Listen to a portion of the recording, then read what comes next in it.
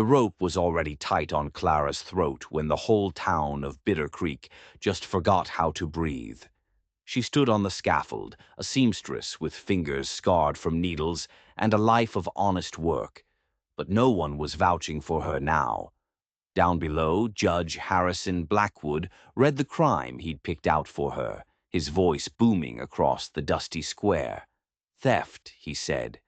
The word was heavy enough to snap a neck all on its own. His wife's emerald necklace, he declared, had vanished. A necklace worth more than Clara could make in 10 years of sewing dresses for the town's fine ladies. It went missing from a house where she'd been working late, the only one there. That was all it took. Wind kicked up dust, coating the boots of the men who'd gathered to watch. People always gathered for things like this. Some of them folded their arms, trying to hold in their doubts. Others just stared, their eyes wide, as if looking hard enough could somehow change the ending that was already written. Behind the windows of the general store, children pressed their faces against the glass. Someone in the crowd let out a laugh, then swallowed it down quick. It had been 3 years since the last hanging in Bitter Creek. The wood of the gallows had had time to heal over. The executioner, a big man named Garrett Walsh, stomped his boot on the trap door. A hollow thud. Just checking. The noose felt like rough twine on Clara's raw skin. She tried to say a prayer, but the words were threadbare, worn out from a night of terror. Everything she owned in the world was right there with her. A thimble in her pocket, a small tin of needles, and the simple habit of telling the truth. She'd tried to tell it. She'd told the tired lawyer the court gave her that she saw Mrs. Blackwood burying something in the garden, out by the old oak tree in the dead of night. She'd seen the moonlight glint off something green, but the lawyer's pen must have run out of ink right then. It never made it into his notes. Judge Blackwood snapped his silver pocket watch shut. The click sounded like a final verdict. "Proceed," he said, his voice cold as a winter morning. Walsh's hand moved toward the lever. His knuckles were white. The whole town sucked in a breath, ready for the drop. And that's when they all remembered how to breathe again. Spurs. A slow, lazy clinking sound on the wooden steps behind the scaffold. No one had been invited up there. A tall rider, wearing a duster stained with the grime of 100 long roads, was climbing up like he owned the place, like he and the morning were old friends. His hat was crooked. His eyes were bloodshot. The smell of cheap whiskey rolled off him in waves. He didn't say sorry for interrupting. He just looked around, at the line of deputies with their rifles, at the woman with a rope around her neck, at the judge whose face was polished with power. Then he spoke. His voice wasn't loud, but it was certain. "Hold on now." Heads turned, every single one. Judge Blackwood's face went red, a splotchy, angry color. "This is a lawful proceeding. Move along, stranger." The man swayed on his feet, a slow, drunken rock. He smiled, a little grin that didn't reach his eyes. A smile like he was talking to a child throwing a tantrum. "Lawful," he said, the word slurring just a bit. "You sure about that?" His gaze drifted over and found Clara. He looked right at her, and for the first time that day, someone looked at her like she was a person, not a verdict. He didn't blink. The executioner's hand froze an inch from the lever. His boot was still on the plank, but it had forgotten what it was about to do. The judge's voice snapped like a whip. "Name yourself." The stranger just tapped his breast pocket. Something metal made a dull glint under the fabric. It looked like a storm cloud on the horizon. "Thomas," he said. "That'll do for now." He slid 2 fingers inside his coat, slow and easy. He let the whole town see what they had only suspected. A star. A tarnished, dented badge. It wasn't shiny. It didn't need to be. It was real enough to suck all the air out of the square. Silence fell over Bitter Creek, a heavy, waiting silence. Thomas tucked the badge back into his coat, as easy as putting a coin in his pocket. He was still swaying, still looking 3 days into a whiskey fog, but the sharp cut of his gaze told a different story. Now, he added, and the whiskey slur was gone, replaced by something hard and clear. Before that lever drops, Your Honor, why don't we have a little talk about what lawful really means around here? I've got a few questions, starting with you. The sway in Thomas's boots was a lie. Anyone could see it now. He'd stumbled up those steps, his spurs jangling, his coat a map of dusty trails. But his eyes were sober as a church deacon. They were rimmed with red, sure, but they were steady and they missed nothing. He saw the pistol on Judge Blackwood's hip. He saw the town sheriff, a man named Morrison, standing just a little too quiet, a little too still. He heard the murmur of the crowd and knew it sounded more like unease than bloodlust. And most of all, he saw the young woman with the rope at her throat. Her face was as white as fresh linen, her lips moving in a prayer she couldn't find the strength to finish. Judge Blackwood's voice rose, trying to hammer the moment back into shape. This is a lawful proceeding. Move along before you find yourself arrested for obstruction. His eyes, gray and cold as river stones, cut toward Thomas. He expected the man to back down, maybe offer a drunken apology. He didn't get one. Thomas just let out a low, rough laugh. The sound carried across the silent square. Lawful? You're calling this lawful? He gestured, a little clumsily, toward Clara. He almost lost his balance, but his words were perfectly steady. She looks like she couldn't swat a fly without feeling bad for it, and you're about to break her neck over a piece of jewelry. Is that your idea of justice, Judge? Hanging a seamstress to make the streets feel safer for your wife? The crowd shifted. You could hear the scrape of boots on dirt as neighbors started looking at each other instead of the gallows. They'd all been thinking it. Every last one of them. The sentence was too quick. The proof was too thin. But none of them had dared to say it out loud. And here was this stranger, smelling of whiskey and the road, giving voice to every doubt they'd been swallowing. Blackwood's face got darker. The red flush turned into a thundercloud. He took a step forward, his hand dropping to rest on the butt of his pistol. It wasn't a threat. It was a promise. One more word out of you, and you'll swing right beside her, the judge hissed. Sheriff, remove this man before he disturbs the peace any further. Sheriff Morrison tensed up, his jaw tight. But his boots didn't move. They seemed to have grown roots into the dusty ground. Thomas just tilted his head, that crooked grin still playing on his lips. Disturbing the peace? There ain't no peace in a town where the judge, the jury, and the victim all sleep under the same roof. Mighty convenient, don't you think? A necklace goes missing from your wife's parlor, and suddenly the only poor girl in the room is guilty enough to hang? Funny how that works. A new murmur went through the onlookers. This one had teeth. It was nervous, questioning. Mrs. Patterson, the school teacher, a woman known for her sharp tongue and sharper mind, drew in a breath so sharp you could hear it from the back of the crowd. The judge barked again, his control slipping. Step down now, or I'll... But Thomas was already reaching back into his duster. His fingers fumbled, a deliberate theatrical show of drunkenness.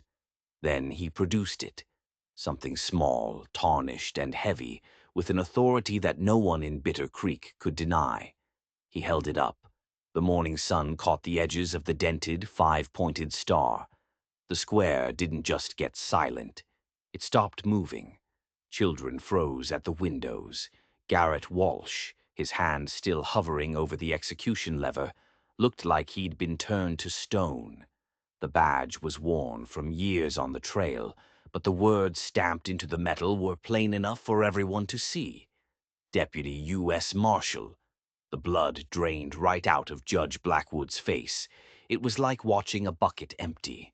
His lips pressed into a thin white line, and his hand, the one that had been resting so confidently on his gun, jerked away as if it had been burned. Thomas tucked the badge back into his coat. He did it with the same casual air as a man pocketing a piece of candy. He swayed on his feet one more time, for show. But when he spoke again, his voice rang out, steady and clear as a bell on a cold morning. "Well now, Your Honor, you were telling us all about the law. Why don't you start over? Let's hear it again. Nice and slow this time, so we can all judge for ourselves whether this is justice or just a rope waiting to do your dirty work." In that single instant, the noose around Clara's throat felt different. It was still there, still rough and tight, but it no longer felt like a certainty. The gallows still loomed over the square, but the whole town could feel the ground shifting right under its feet. The badge had silenced the judge, but Thomas wasn't even close to being done. He let that heavy silence stretch out, letting it press down on Judge Blackwood. He swayed once more on his boots, a perfect imitation of a drunk trying to find his balance. Then he jabbed a finger towards the gallows, toward Clara. "Tell me, Judge," he said, his voice pitched just right, loud enough to carry to every corner of the square. "This trial of yours, how long did it last? An hour? Half a day, maybe?" Blackwood's jaw was so tight it looked like it might crack. "The proceedings were sufficient." "Sufficient?" Thomas let the word hang in the air, sharp and ugly as a piece of barbed wire. "Who stood up for her? Who argued her case? Did she even have a lawyer who was awake? Or did you just rush her straight from your parlor to this rope without stopping for breath?" Over by the side of the platform, Sheriff Morrison shifted uneasily. He stared at the dusty toes of his boots, saying nothing. The crowd leaned in. They were hungry now, hungry for the answers that no one had ever dared to demand from Judge Harrison Blackwood before. Thomas's drunken grin was long gone. His eyes narrowed into hard slits. "And this necklace you're so worried about, this emerald chain you claim is worth more than every plow in this whole town. Did you find it on her? In her pockets? In her room? Did you find it anywhere near her at all?" Blackwood's lips moved, but the words wouldn't come out right. They stumbled over each other. Finally, he choked it out. "No, but she was the only one present when it went missing." "Not good enough," Thomas snapped. The slur in his voice had vanished completely, replaced by the clipped, hard cadence of a lawman who had seen too much. "The law, and I'm talking about federal law now, Judge, doesn't hang a woman for being nearby. You hang her when you've got the goods in her hand. You don't hang her when a necklace disappears in a house where half the family and all the staff have keys to every last drawer." A gasp rippled through the crowd. Someone muttered, "That's true." Another man, a farmer with hands like leather, took off his hat and started scratching at the brim, his eyes troubled. Then a clear voice cut through the murmurs. It was Mrs. Patterson, the schoolteacher. "He's right, Harrison. There was no proof, not a shred of it." Her voice didn't waver. Thomas pressed his advantage, his voice dropping low, but carrying the weight of a final judgment. "What you've got here, Judge, ain't justice. It's convenience, a missing necklace, a poor seamstress with no one to speak for her, and a judge who's a little too quick to play hangman. It's a tidy little story, but it's a lie." The murmur swelled. It wasn't just whispers anymore. It was open talk.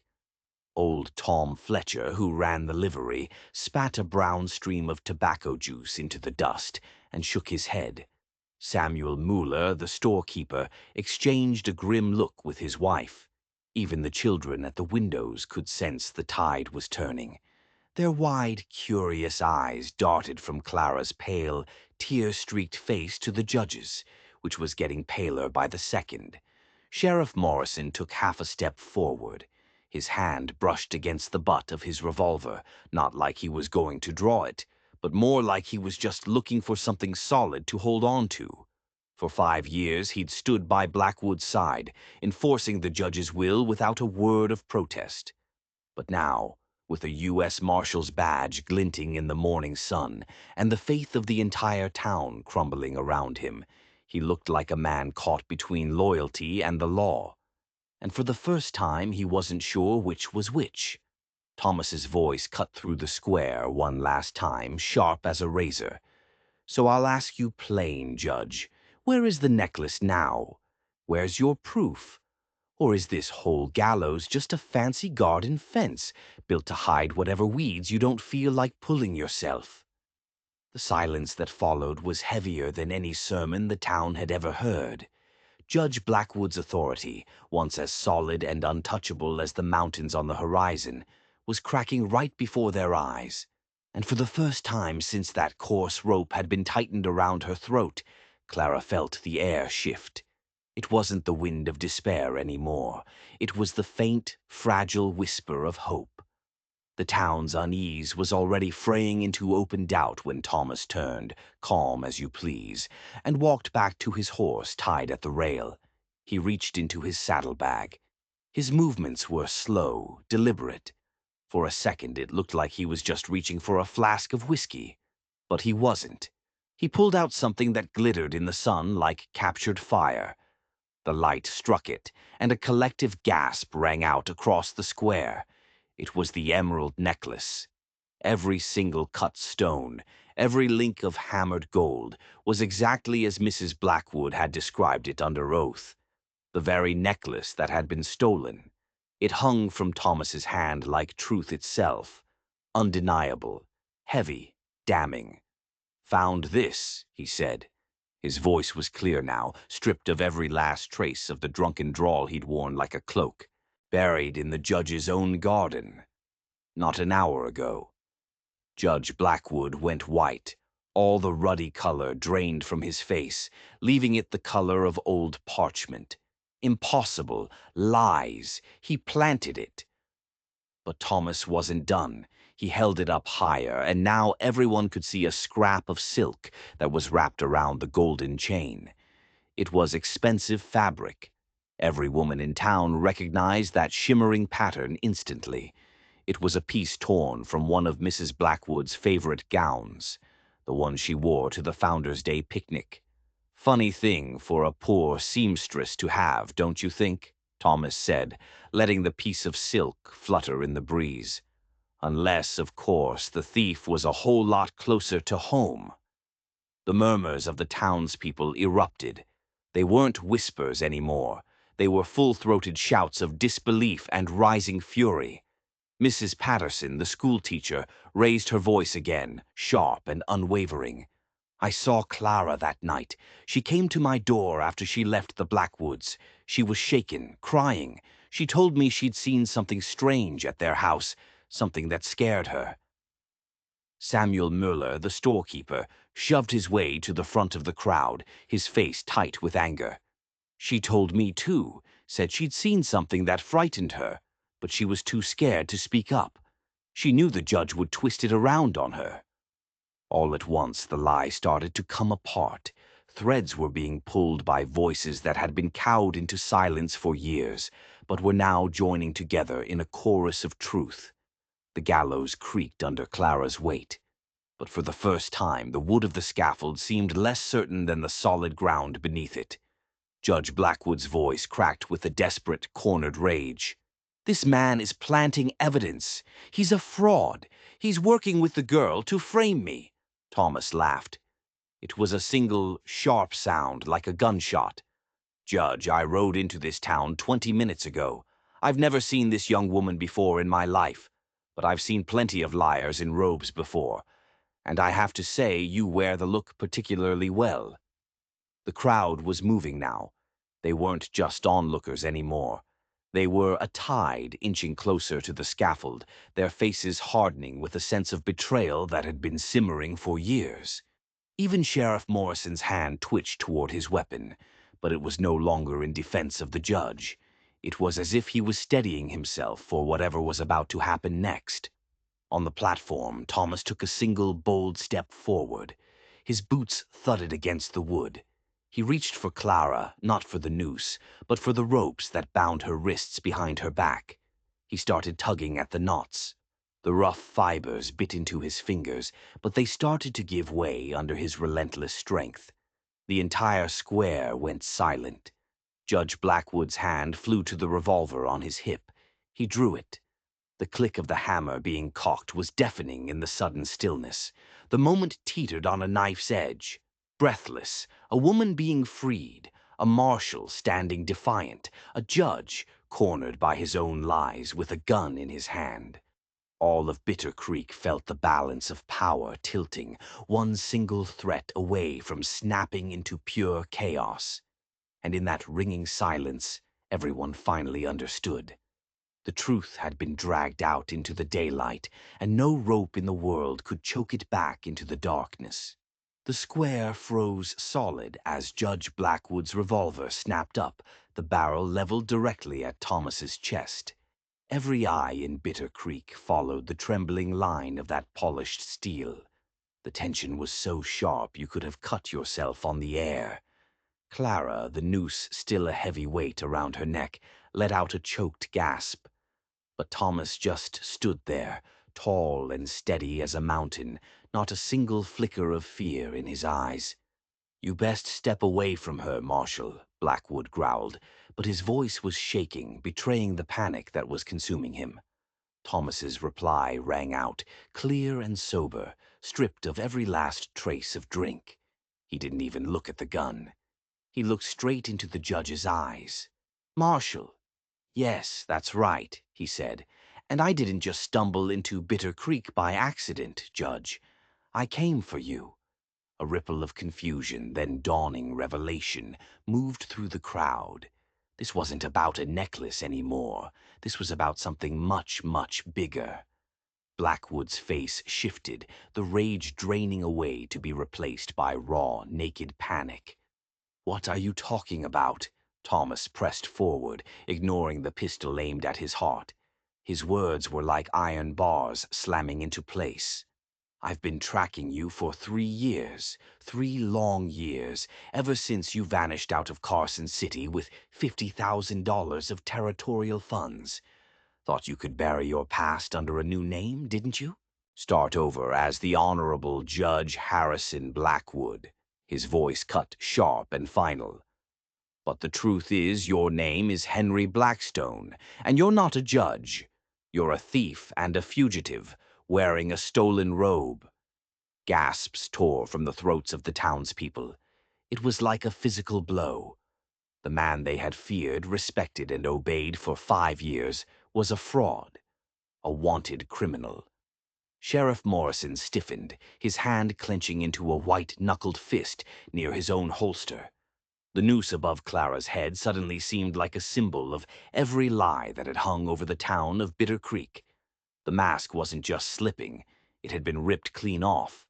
And all at once the most powerful man in town stood exposed, a common criminal in a judge's seat, cornered by the truth and the gun of a marshal who had finally come to collect. The battle for Bitter Creek had just begun, right there on the gallows. The noose was still pressing into the skin of Clara's throat, a constant, terrifying reminder of how close she was to death. But the fight was no longer about her. In the dusty square of Bitter Creek, the whole world had shifted. Judge Blackwood, no, Henry Blackstone, stood there with his pistol drawn, his hand shaking. Thomas faced him down, unarmed but unmoving, and the townspeople, their shock turning to a slow-burning rage, crowded in tighter and tighter around the scaffold. The low murmurs rose into shouts. Years of blind obedience, of fear-driven respect for the judge's authority, were cracking apart like ice under a spring thaw. "Is it true?" someone yelled. "A thief!" shouted another. Sheriff Morrison finally found his feet. He took a deliberate step closer, placing himself between Blackstone and Thomas. One hand stayed on his holster. His voice was taut as a wire. "Put the gun down, Judge." Blackstone barked back, a wild, cornered sound. "I am the law in this town." His wild eyes swept over the crowd, searching for the familiar fear that had always kept them silent, kept them in line. But he didn't find it. Not anymore. Instead, he saw suspicion. He saw disgust. He saw betrayal written on every single face staring up at him. Old Tom Fletcher, from the livery, started climbing the first step of the platform, then another. Mrs. Patterson pressed forward too, her school teacher's voice sharper than iron. "Answer him, Judge. Are you Henry Blackstone?" The trap was closing in. The air was thick with it. But no one, not even Thomas, could have guessed how fast the jaws were about to snap shut. From the edge of the square, a woman's shrill cry cut through the tension like a bolt of lightning. "Harrison, stop!" Every head in the square whipped toward the sound. It was Mrs. Elizabeth Blackwood, running. Her fine blue dress was streaked with dust, her perfectly pinned hair coming undone, her face a mask of tears and terror. She pushed her way through the stunned crowd, clutching at her skirts, and screamed again, her voice cracking with desperation. "He knows! He knows about Rebecca!" The name slammed into Henry Blackstone like a physical blow, harder than any bullet. His gun hand faltered, his jaw went slack. The crowd rustled, whispering the name to each other. Rebecca? Who was Rebecca? Thomas narrowed his eyes. He hadn't known about a Rebecca. "Who is Rebecca?" he demanded, his voice sharp. Elizabeth stumbled up the steps of the scaffold, nearly falling. Her wild sobs were tearing at the last remaining fabric of her husband's control. She pointed a trembling finger at him. "Tell them, Harrison," she wept. "Tell them the truth before I do." She turned to the crowd, her eyes wild. "Rebecca was his first wife, back in Carson City." Gasps. A wave of pure shock rolled through the town. Even the children in the windows leaned forward, their eyes wide. Bigamy was a serious crime, more than enough to ruin a man. But it was more than that. It was proof. Proof that the man in the judge's robes had lied about everything, from his name to his past to his character. Elizabeth faced the crowd now, her voice trembling but gaining a strange, desperate clarity. "He told you all he was a widower. He told me his past was buried deep. But Rebecca is alive. She's alive, and she's still writing him letters, demanding money." Her eyes found Clara, who was still standing there, caught in the middle of the storm. "I saw her. This girl." She was looking at them on his desk. She saw the letters. "That's why I framed her. Harrison convinced me we had to. He said she would ruin us if she ever spoke about what she saw." Clara's eyes widened in sudden, sickening understanding. She remembered it now. Those folded papers on the judge's desk, the elegant signature written in a stranger's hand. "Your loving wife, Rebecca." Elizabeth broke down completely then, a high, wailing sound of a soul coming apart. "I buried the necklace myself. In the garden. He told me to do it. He said it was the only way to silence her for good." Blackstone's pistol sagged. His arm shook so hard the barrel rattled against the air. His face was the color of ash. "Elizabeth, stop! No!" she shrieked, her voice raw. "I helped you steal. I helped you lie. But I will not help you murder an innocent girl to cover it all up." The dam burst. Sheriff Morrison surged forward. With one swift, decisive movement, he ripped the pistol from the stunned judge's hand. Blackstone didn't even resist. He just stood there, swaying. His knees buckled, and for the first time in 5 long years, the heavy robe of authority slipped away, leaving nothing but a shriveled, terrified man exposed in front of all his people. The crowd roared, some in fury, some in relief. It was a wild, cathartic sound, but Thomas moved without hesitation. He strode to Clara, his fingers working quickly on the thick, coarse knot of the noose. He loosened it from her neck. She gasped as fresh air surged into her lungs, a burning, beautiful feeling. Tears she hadn't let herself cry finally cut clean trails through the grime on her face. He used his pocket-knife to slice through the bonds at her wrists, steadying her as her legs gave out from under her.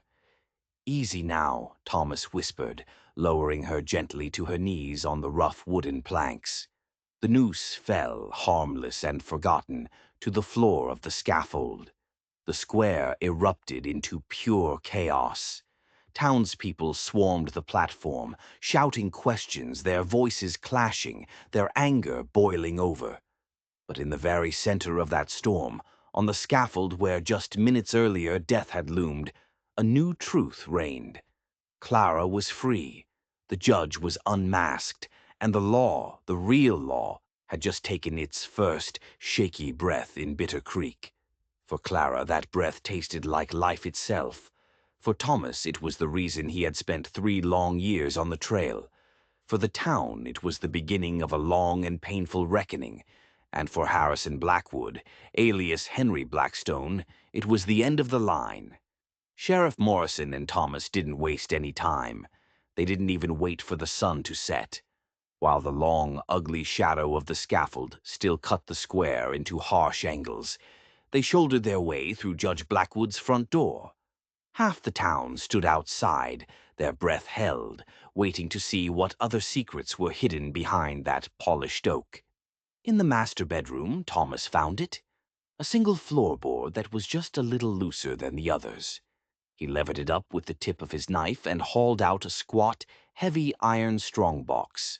It took one clean blow with a borrowed chisel to split the lock. Inside, the first layer of papers looked perfectly proper. Land deeds, court orders, affidavits.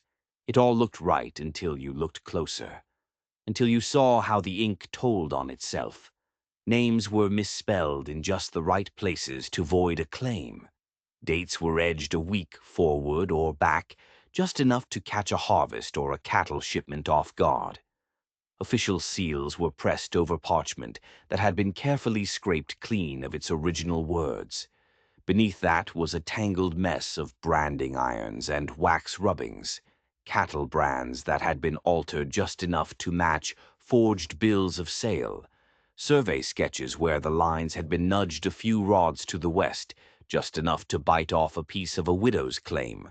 There were letters, correspondence with hired guns and hard men that every honest rancher in the territory refused to have on their payroll.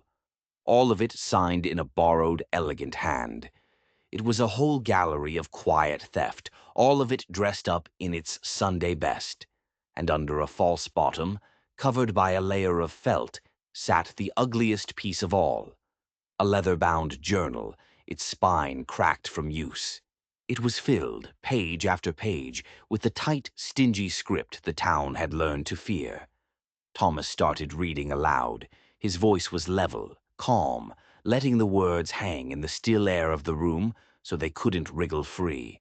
March 3rd, $500 for the conviction of Miller, witness secured. April 17th, acquitted the rustlers for 12 head of cattle, rancher to remit $2,000 by Friday.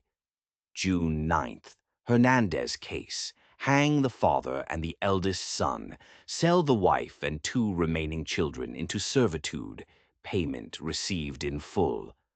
Sheriff Morrison had to brace a hand against the fancy carved bedpost. He felt the blood drain from his face. He remembered the Hernandez boys. He remembered them standing there, barefoot and hatless, peering through the slats of the livery stable while their whole world was being taken away from them, sold off piece by piece by the man he had sworn to serve.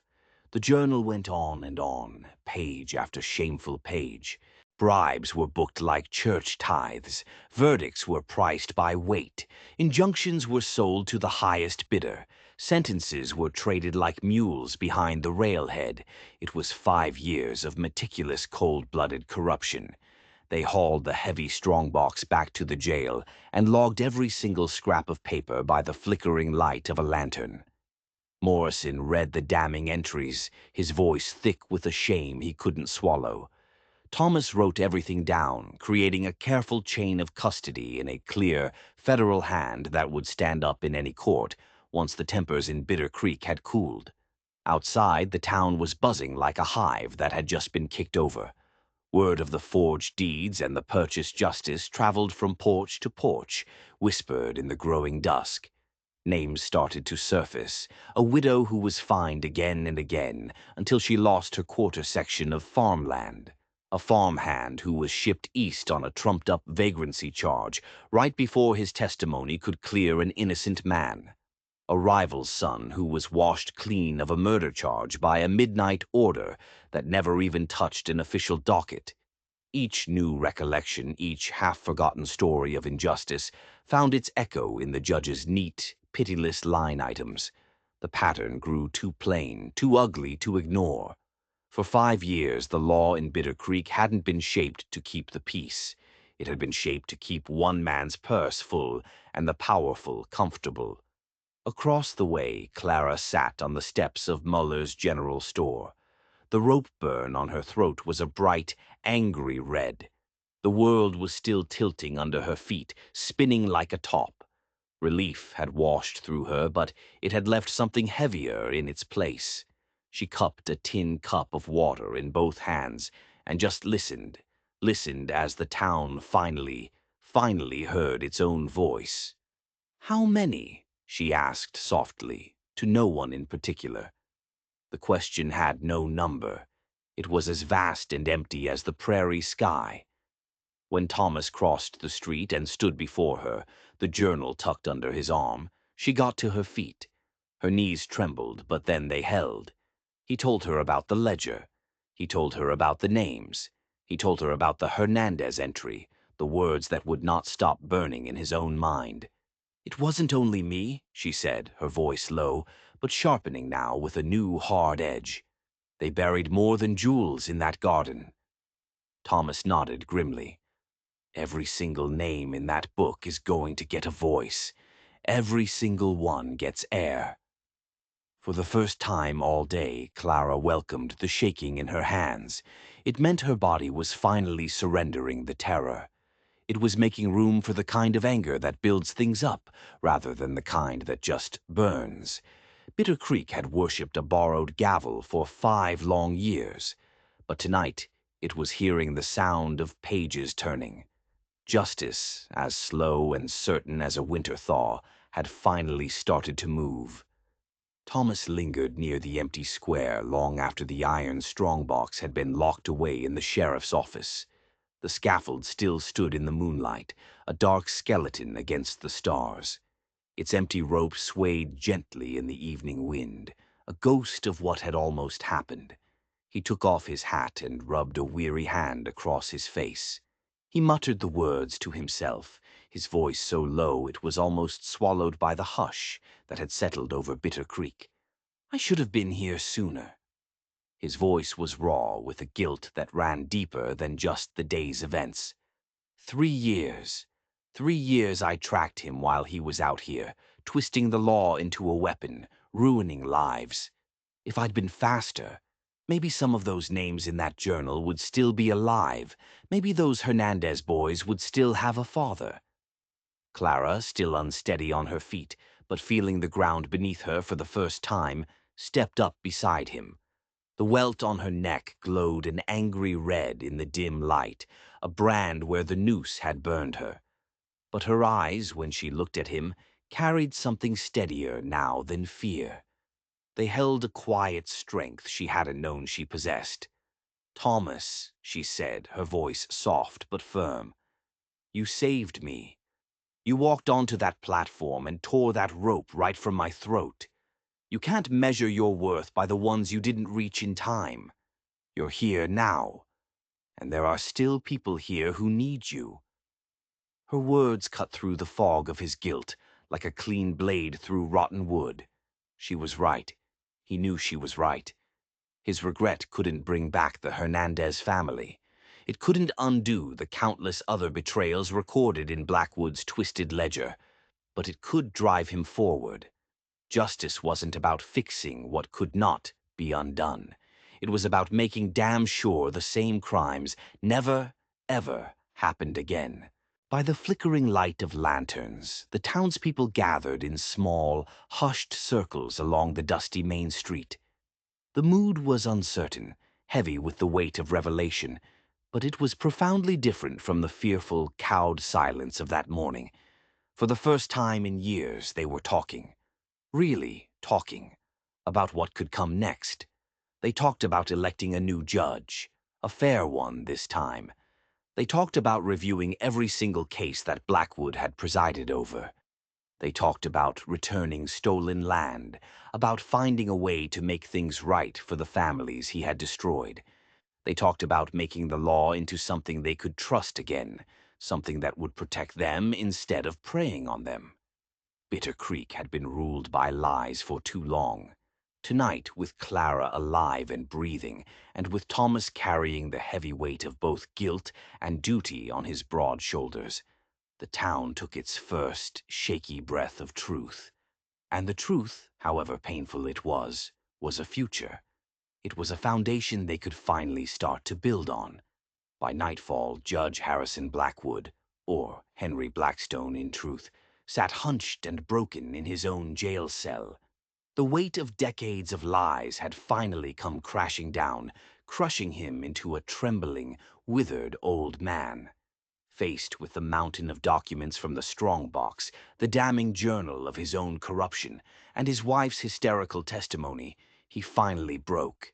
Word by painful word, Sheriff Morrison wrote it all down. Blackwood confessed to everything. The theft in Carson City, the bribery, the falsified trials, the sentences sold. He admitted to condemning innocent men to hang for a price. His voice cracked as he listed the names, the ghosts of his greed filling the small, dark cell. But Thomas, standing in the shadows, did not soften his gaze. Every single syllable of that confession was fuel, fuel to unravel the years of poisoned rulings that had nearly cost Clara her life. At dawn, the people of Bitter Creek gathered in the square again, but this time it wasn't for a hanging, it was for the truth. Thomas stood before them on the steps of the sheriff's office, his hat in his hand, his voice steady and clear. "I only did my duty," he told them. "What happened here? It happened because one man was corrupt. But it was allowed to happen because good people stayed silent. You deserve leaders who serve the law, not themselves. Justice doesn't come from a badge or a robe. It comes from what you, the people, demand, and what you are willing to protect." His words didn't stir cheers. They brought something quieter, something stronger. A collective nod of understanding. A silent recognition that the future of their town now belonged to them. Sheriff Morrison stepped forward and explained what would happen next. A new circuit judge would be appointed by the territorial governor to handle the most serious cases. Until then, a temporary committee of respected townspeople, Mrs. Patterson, Samuel Mueller, and old Tom Fletcher among them, would work with Thomas to review every single case Blackwood had ever touched. Deeds would be restored. Families would be compensated where possible. Prisoners held unjustly would be given fair hearings, free from the shadow of corruption. The work would be long. It would be bitter. It would open old wounds. But for the first time, the people of Bitter Creek believed it could be done honestly. When someone in the crowd asked Thomas if he would be moving on now that his quarry was finally captured, he simply shook his head. "No," he said, his voice carrying across the square. "I'll stay. I'll stay until the dust settles." He looked over at the gallows, still standing there like a monument to the town's shame. "There are too many ghosts still walking these streets, and I won't leave until the truth has a chance to grow some real roots here." The gallows still stood, a dark shape against the morning sky, but its shadow no longer owned the square. Instead, Thomas's quiet vow, Clara's impossible survival, and the townspeople's newfound resolve marked a new beginning. It was Bitter Creek's first real chance at justice in 5 long, dark years. When the dust finally began to settle in Bitter Creek, Clara found herself standing at the edge of the square, right where the crowd had gathered to watch her die. The gallows still loomed like a scar against the sky, a constant reminder. And even though she was free, truly free, She knew the memory of that rough rope against her skin would never fully leave her. She looked at the faces of the people passing by. They were kind now, full of apology and a strange sort of awe. But in their eyes she would always be the girl who nearly swung from a rope. This town would spend years healing from the deep wounds Blackstone had inflicted, but she knew her own heart needed a fresh start, somewhere far away from the shadows of that scaffold.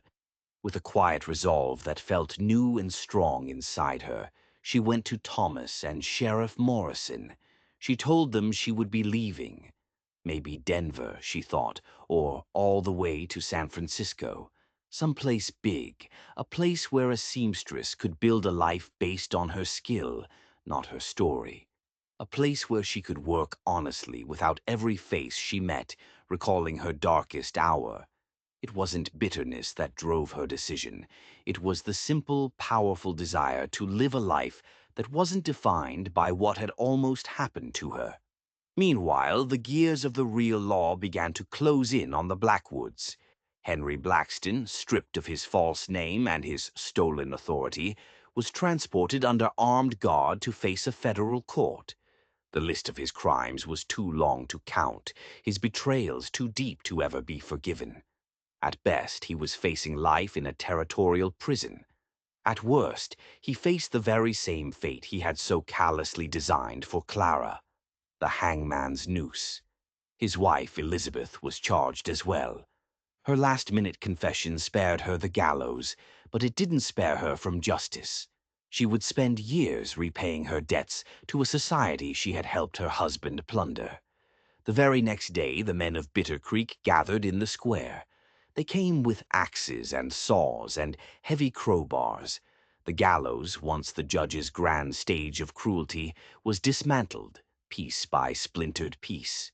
The wood, still stained by years of fear and injustice, was piled high in the center of the square. As night fell, they set it ablaze. The flames roared into the sky, sending a shower of sparks into the darkness, a pillar of fire visible for miles around. It wasn't a fire of vengeance. It was a fire of renewal. It was a cleansing. It was a promise, a silent oath made by the entire town, that from that day forward Bitter Creek would choose justice over spectacle, and truth over fear. 6 months later, Clara had remade herself, just as she'd planned, far from the dust of Bitter Creek, in the bustling city of Denver. She opened a modest seamstress shop, but it quickly became more than just a business. Young women who arrived in the city without family or fortune found not just work under her roof, but also kindness and a safe haven. Clara's name, once nearly erased from the world, became linked not to mere survival, but to generosity and a quiet, unshakable strength. Back in Bitter Creek, Thomas stayed for 2 full years, as steady and reliable as iron. He helped the town rebuild its courts, cleanse its conscience, and elect leaders who understood that the law was a shield, not a sword. His tireless service earned him the official appointment of Territorial Marshal, a role he carried with a sober pride that suited him far better than the whiskey-soaked duster he'd first arrived in. Sheriff Morrison, in the interim, acted as the town's judge. His rulings were marked by a quiet fairness and a deep restraint, born from the shame of his own past silence. He never forgot the lesson he had learned at the foot of the gallows. The town thrived, not because the land was rich or the luck had turned, but because for the first time its foundations were built on something solid. They were built on trust. The story of the crooked judge and the marshal who unmasked him became a legend, a tale told to remind them of how close they came to losing their souls. But the real legacy wasn't the story. It was the quiet, everyday justice that followed. It was the sound of a fair trial, the sight of a protected homestead, and the simple, profound peace of a town that had faced its own darkness and chosen the light. If you enjoyed this story of justice and redemption, don't forget to like and subscribe for more tales of the hidden corners of history.